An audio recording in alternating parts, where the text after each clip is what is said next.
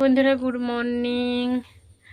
তো আমার এখন থেকে আর একটি নতুন ভিডিও স্টার্ট করলাম। আজকে হচ্ছে শুভ রথযাত্রা। তো আজকে রথযাত্রার অনেক অনেক শুভেচ্ছা থাকলো আমার সমস্ত ইউটিউব এবং ফেসবুকের বন্ধুদের। তো আজকে সকাল থেকে খুবই রোদ বেরিয়েছিল, জানি হয়তো আজকের রথটা কিন্তু খুবই ভালো কাটাবো, কিন্তু সেটা আর হলো না। বাইরে মেঘের এতটা খারাপ অবস্থা কি বলবো, যে কোনো মুহূর্তে ভারী থেকে অতি ভারী বর্ষা আসবে, বৃষ্টি নেমে আসবে। বাইরে ওয়েদারটা তোমাদের একটু দেখাবো। তো তার আগে বলে দিই, আমার স্নান করা রান্না বান্না হয়নি, কিন্তু স্নান করা পুজো করা টিফিন করা কমপ্লিট হয়ে গেছে। আর এবার রান্না করব। তো ভাত চাপিয়ে দিয়েছি গ্যাসে, এখন সবজিগুলো কাটবো, সবজি কেটে রান্না করব। তো চলো বাইরের একটু ওয়েদারটা তোমাদের শেয়ার করি। এই দেখো, আমি আজকে বিছানা কেচেছি, বিছানা আর ওয়েদারটা দেখো।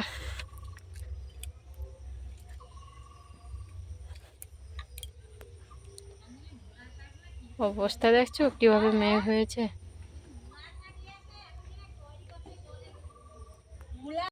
সকালে সেরকম একটা কিছু বাজার ছিল না, তোমাদের দাদাভাই কিছু বাজার করে দিয়ে গেল। আর মাম যেই তারা কাকুকে দেখতে পেয়েছে যাওয়ার জন্য কীরকম বায়না করছে, তাকে একেবারে গাড়ির কাছে চলে গেছে। ওইদিকে বর্দিভাই জ্বালানি কাটছে, কারণ বর্দিভাই আজকে গ্যাস শেষ হয়ে গেছে। এইদিকে আমার ভাত চাপিয়ে দিয়েছি, এখানে মাছে লবণ হলুদ মাখিয়ে রেখেছি, আর এখানে পটল ভাজা করবো, পটলটা কেটে রেখেছি। আর এইদিকে মাম দেখো, আমার যত যে পটলগুলো অনেক দিন ধরে ছিল ফ্রিজে, তো নষ্ট হয়ে গেছে। আমার মাম জানেনি, ভেবেছে এগুলো শশা, জানো তো বন্ধুরা, শশা মনে করে দেখো খাবে বলে নিয়েছে। মা এগুলো খেতে নেই, এগুলো হচ্ছে পচে গেছে, নষ্ট হয়ে গেছে পটল, ফেলে দিতে হবে এগুলো, তাদের গরুকে দিয়ে দেবো। খেতে নেই মা, শশা আছে পরে কেটে দেবো। শশা খাবে তো? শশা খাবো, শশা খাবো মা, খাবো। ক্যামেরা দেখলেই চুপ হয়ে যায়। এইদিকে দেখো সোনিয়া আমার কাজে হেল্প করছে, সবজি কাটছে।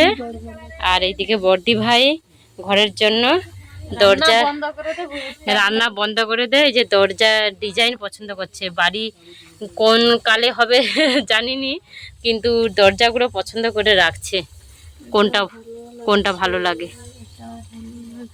এই যে এই পালিশটা দেখো খুব সুন্দর লাগছে, এই যে একটা এই যে গ্লেজ দেখো, হেবি সুন্দর লাগছে ডিজাইনগুলো। তোমাদের কোন দরজাটা ভালো লাগছে অবশ্যই কমেন্টে জানিয়ে যাবে। কারো যদি ভালো লেগে থাকে অবশ্যই তোমাদের দাদা ভাইয়ের সাথে যোগাযোগ করবে।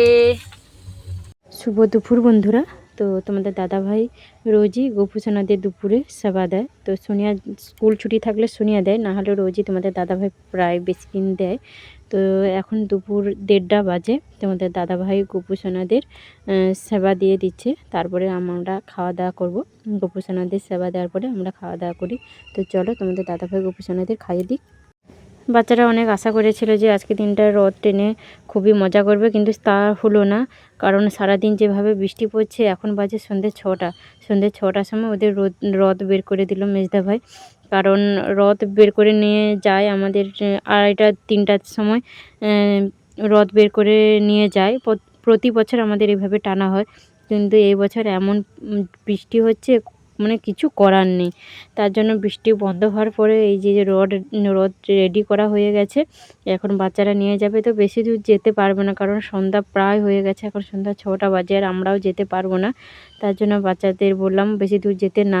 তো ওরা খানিকটা দূর নিয়ে যাবে রথ, তারপরে টেনে নিয়ে বাড়ি চলে আসবে। তারপরে মানে ইচ্ছে রয়েছে একটু আমাদের হাটের দিকে রথ হয়, তো ওই দিকে একটু বেরোবো।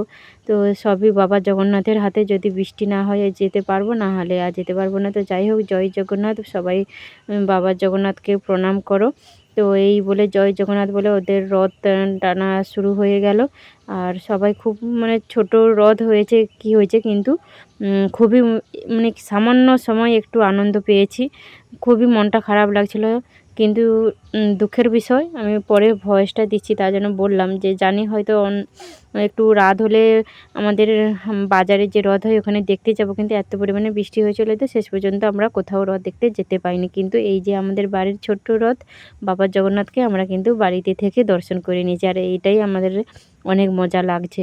তো দেখো ওরা নিয়ে চলে যাচ্ছে, 3জনের রথ টেনে নিয়ে যাচ্ছে, আমরা কিন্তু আর যাব না, এখান থেকে এগোতে আসলাম। আর ওদের বলছি বৃষ্টি পড়লে কিন্তু ঘুরে চলে আসবে, নাহলে ভিজে যাবে, কারোর ছাতা নিয়ে যায়নি। আর বৃষ্টিটা কিভাবে হয়েছে তোমরা মাঠঘাট দেখে বুঝতে পারছো, মাঠ কিন্তু পুরো পুকুর হয়ে গেছে। আর ওরা এখনও যাচ্ছে, বৃষ্টি কিন্তু এখনও পড়ছে না, কিন্তু মানে ওরা যাওয়ার কিছুক্ষণ পরে কিন্তু খুব পরিমাণে বৃষ্টি হয়েছিল আর ওরা পুরো ভিজে বাড়ি এসছে। সারাদিন এত পরিমাণে বৃষ্টি হয়েছে, তা সত্ত্বেও এত বাবা জগন্নাথের রথ দেখা যায় না, এত ভক্তদের দেখে সত্যি আমি খুবই আনন্দ পেলাম। কিন্তু আমি যেতে পারিনি, তো আমার দিদি গিয়েছিল, তো একটু ভিডিও ক্লিপ করেছিল, তো সেই ভিডিওটি আমি নিয়ে একটু অ্যাড করে দিলাম তোমাদের দেখার জন্য। তো অনেকেই তো দেখতে পাওনি, কারণ সব জায়গায় হয়তো বৃষ্টি হয়েছে, আবার সব জায়গায় বৃষ্টি হয়নি। তো যাদের অনেক জায়গায় দেখছি বৃষ্টি হয়নি, তো তারা খুবই মজা করছে।